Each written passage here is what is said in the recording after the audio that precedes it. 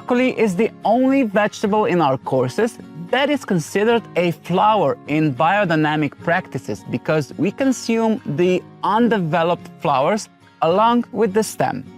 Its leaves are also edible, and broccoli can be grown throughout the year, including winter varieties that can be harvested in March. Each plant provides multiple harvests, as several smaller flower stems will grow after the main stem has been harvested. If the optimal harvest time is missed, the green heads open into clusters of yellow flowers. Calabrese broccoli is the one that forms one uniform flower head, and we will be diving into this one in our course. There are also sprouting broccoli forming multiple smaller flowers. Broccoli is grown twice a year without repeating intermediate sowings. For spring sowing to prepare seedlings, begin in mid or late February. Sowing for autumn and winter crops takes place in May or at latest in early June. Many gardeners prefer to buy broccoli seedlings, but it's helpful to understand the entire process from sowing to seedlings and eventually to harvest. Broccoli can also be sown a third time for greenhouse cultivation, with seedlings transplanted in August and harvests taking place in November and December.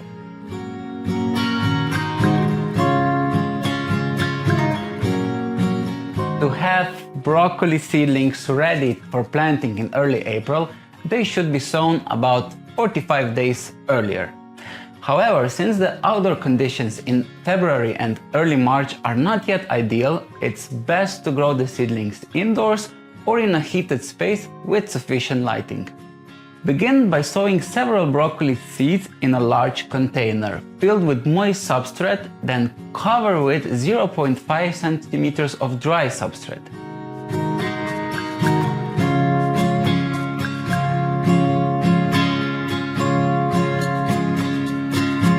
The ideal germination temperature for broccoli seeds is between 18 to 22 degrees Celsius, which is also suitable for other plants that we are germinating at the same time. Since they germinate well in the dark, cover the seed tray. This also helps to maintain uniform humidity. And as soon as you notice the first sprout, which can happen in as little as 2 days, uncover the container and move it to a brighter location.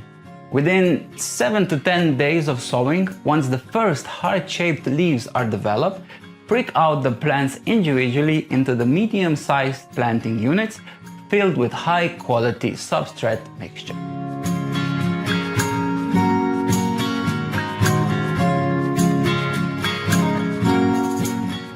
Waiting for true leaves to develop is not necessary because the roots also develop during this time, and pricking out the seedlings later could damage them. During this procedure, we also carry out a process of natural selection as we select well-developed plants.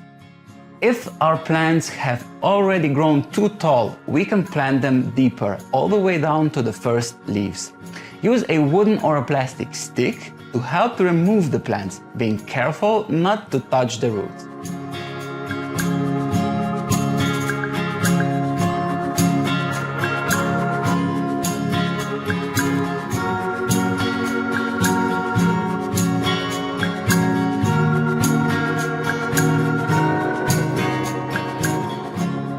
Place the plants in a location that receives sufficient light with a temperature between 18 and 22 degrees Celsius, which is suitable for most plants that are grown from seedlings at this time. Night temperatures can drop as low as 4 degrees Celsius. Any leftover seedlings can be eaten as microgreens since the plant is already edible at this stage of growth. Water the seedlings regularly every other day, like all others that are grown at the same time. Before transplanting them to an outdoor bed at the end of March or at the beginning of April, harden them off by placing them along a south-facing wall or a greenhouse for at least 4 days in order for them to adjust to outdoor temperatures, especially to nighttime fluctuations.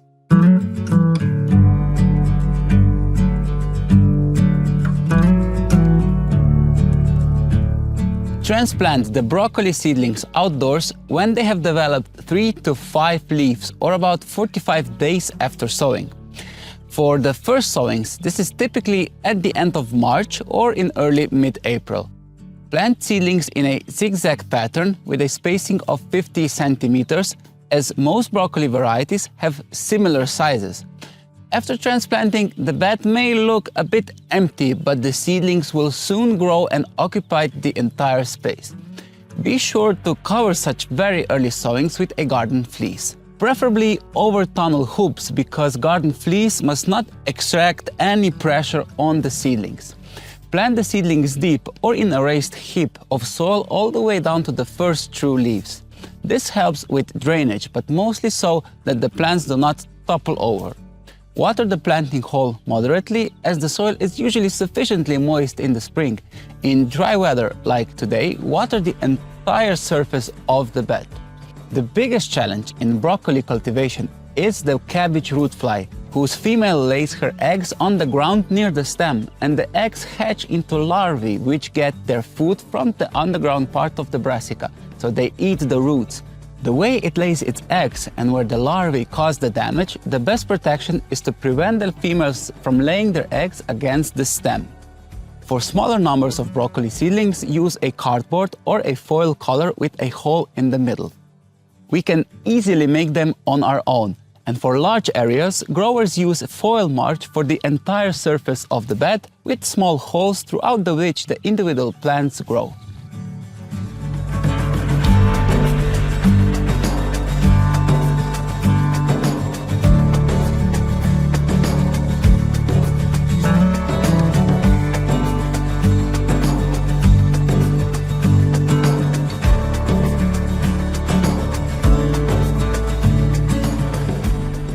To grow broccoli for an autumn crop, sow the seeds for growing seedlings in May.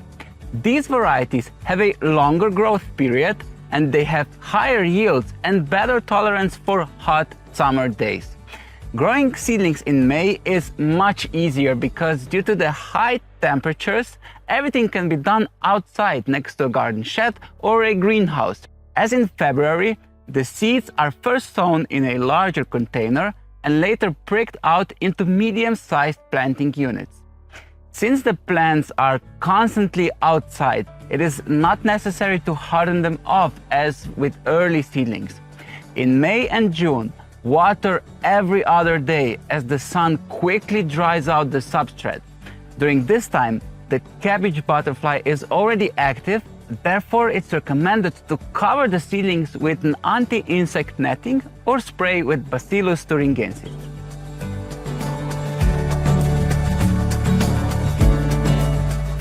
Transplant broccoli seedlings into a garden bed in June or also in early July when the seedlings have developed 3 to 5 true leaves, or approximately 30 days after sowing. The seedlings grow faster in the summer than in the spring, and they are transplanted with 50 centimeter spacing.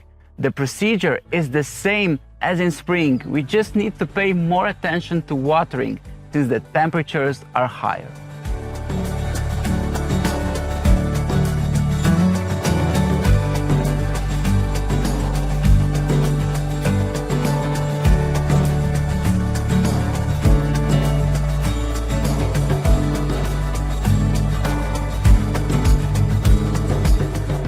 Water the transplanted seedlings daily for the first week, especially in dry and sunny weather. Then gradually reduce watering to encourage the plant to develop deep roots. Water no more than once a week. From mid-May onwards, broccoli benefits from summer mulch, grass clippings, and straw.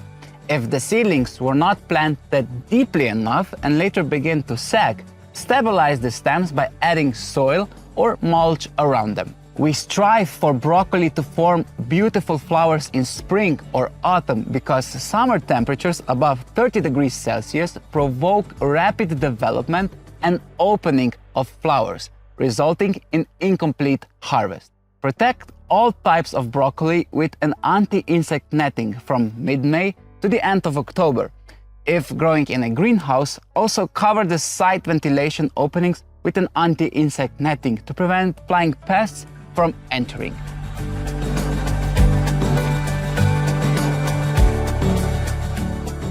In late June, we replaced the early broccoli with winter leek seedlings and sow carrot seeds. Once we've harvested the young potatoes, we use the garden bed to plant seedlings for the autumn crop. Because fully grown plant sizes are large in size, it's harder to mix multiple types of vegetables on the same bed at the same time.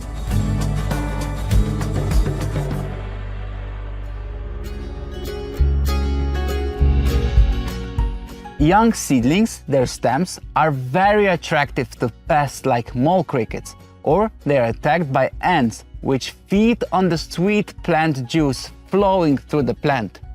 The young leaves of plants can also be attacked by flea beetles, which can be recognized by small holes in the leaves. These mainly occur after transplanting while the plant is still under stress. Later on, the most significant damage to broccoli is caused by caterpillars of the cabbage butterfly, which feed on the leaves. The best prevention in spring is to cover the entire bed with a garden fleece and on hot days with an anti-insect netting.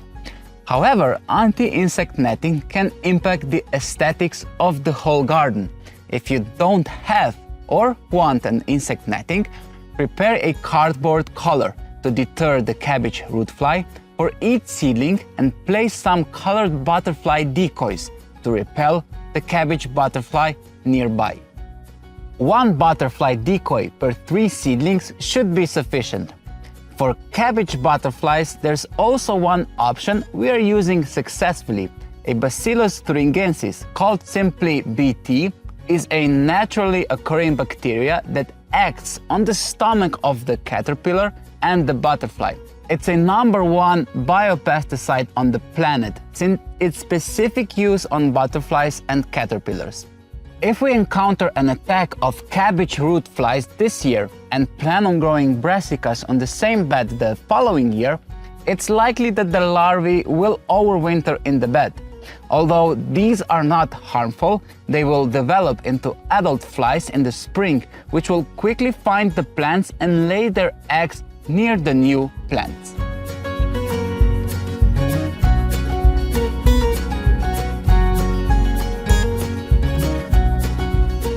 Broccoli heads should be harvested when they are well formed but not yet blooming.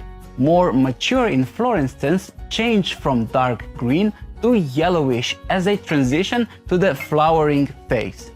Cut the broccoli heads along with the tender stem, which is also edible.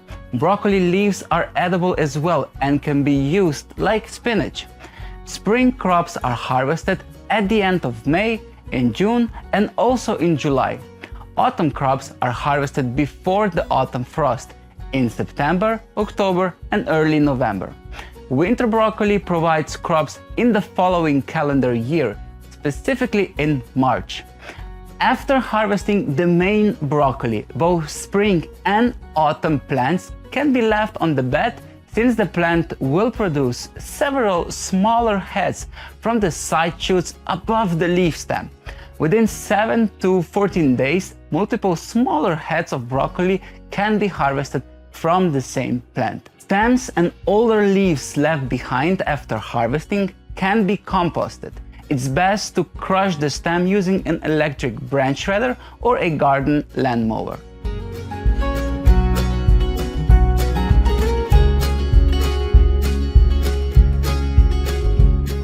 Broccoli is most delicious when consumed directly from the garden. For long-term storage, freezing is the best option. In this case, simply cut the raw florets into small pieces and freeze them.